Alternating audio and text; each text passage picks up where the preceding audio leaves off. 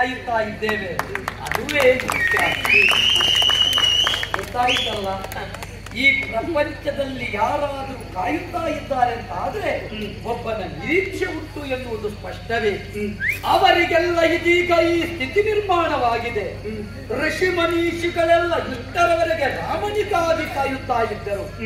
ಕಾಯುತ್ತಾ ಇದ್ದಂತ ಯೋಚನೆ ಏನು ಅಂತ ಕೇಳಿದ್ರೆ ಬಂದವರೇ ಹೇಳಿದರಲ್ಲ, ದುಷ್ಟ ಮುಕ್ತಗೊಳಿಸಬೇಕು ಅಖಂಡವಾದ ಭರತ ಭೂಮಿಯನ್ನು, ಅದಕ್ಕೊಬ್ಬ ಸರ್ವಶ್ರೇಷ್ಠನಾದ ನಾಯಕನಾಗಿ ನೀ ಬರಬೇಕು ಎಂಬ ಹಾಗೆ ನನ್ನ ಕಾಯಕ ದುಷ್ಟ ಮಥನ ಶಿಷ್ಟ ಸಂರಕ್ಷಣ ಎಂಬ ಹಾಗೆ ಅವರಿಗೆ ಅಭಯ ಪ್ರದಾನ ಮಾಡುತ್ತೇನೆ. ಅವರೆಲ್ಲರೂ ಒಪ್ಪಿದವರೂ ಇದ್ದಾರೆ. ಈ ಸಂದರ್ಭದಲ್ಲಿ ಧರ್ಮ ರಕ್ಷಾ ದೀಕ್ಷೆಯನ್ನು ಹೊತ್ತು ಅಯೋಧ್ಯೆಯಿಂದ ಹೊರಟು ಬಂದವ ನಾನು. ಇದು ಮೊದಲಲ್ಲ, ನನಗಿರುವ ಗುರುವಾಕ್ಯವೇ ಅದು.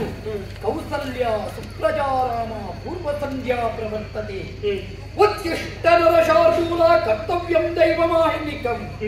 ನೀನು ನರಶಾರ್ದೂಲನಾಗಿ ಕೌಸಲ್ಯಯ ಮಗನಾಗಿ ಪ್ರಜಾರಂಜಕನಾಗಿ ಭವಿಷ್ಯದಲ್ಲಿ ಭರತ ಖಂಡವನ್ನು